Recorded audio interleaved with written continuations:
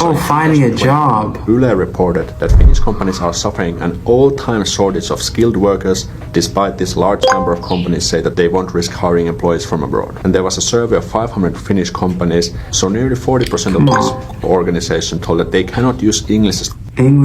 Oh wow.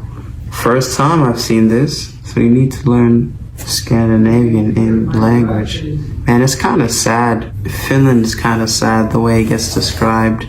Cold, no one wants to talk to you. Ah man, you make me sad sometimes, guys. Cheer up.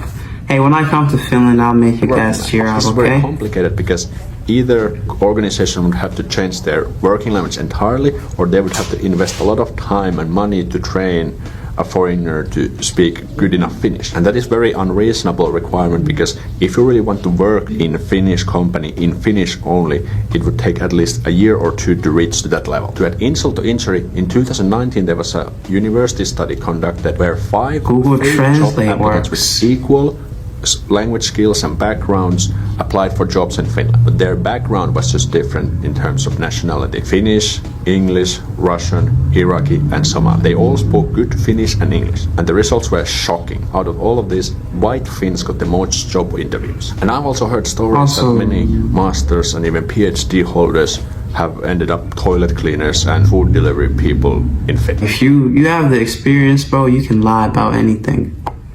You really can lie about anything if you have the experience. Just say, I'm a white Finn, this and this. When you show up, if you're Russian, bro, you look exactly white. They're not gonna know unless they make you take DNA tests. Next, let's talk about the notoriously hard Finnish language. First of all, Finnish is very different from the major languages because Finnish is a Finn-Ugric language, which is completely different from the Indo-European languages, including English, German, French, Spanish, Italian, and so on. And yet another insult to injury is the spoken Finnish. So in Finnish we have kind of two versions of Finnish, the written Finnish and spoken Finnish. Written Finnish is used in written form, like books, publications, news, and in very formal occasions. And if you got me there, bro. Right here, I'm reading this. It says recreation. Discover the possibilities. So that means I can't say this while speaking if I was talking to somebody. I'm sure it's not that hard to just say what you write. Use this in regular. So I wonder, I don't know, it's kind of confusing. Stiff and very unnatural. You would sound like a news reporter. So that's why it's important to also learn spoken Finnish. Quick example. In written Finnish, I is minä, but in spoken Finnish it's mä. And I am is olen, but in spoken Finnish we say o. The solution is just to go to Finland when you're really young or get born there. A quick workaround, just tell them that, hey, I'm learning Finnish, can we talk in Finnish? Problem solved. They said church tax? Yo, church tax is wild. Healthcare distribution, increase of healthcare contribution, daily allowance. For who? Are they paying you this or are you paying that? You have it confused if you think I'm gonna pay a daily allowance tax. Public broadcasting. High taxes.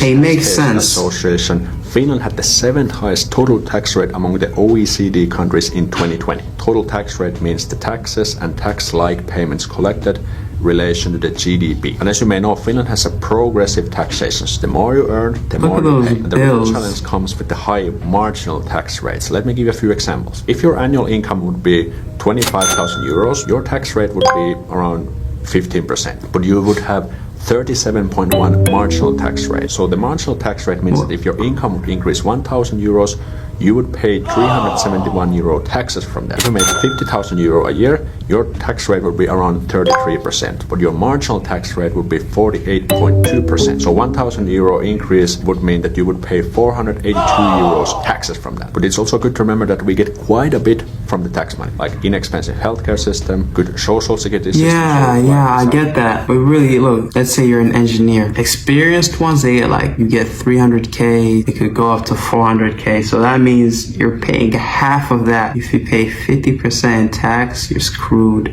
So in Finland, basically, don't get a high-paying job because you're gonna go broke. Whereas you're not completely on your own. And also free education system from basic school to master's level at university.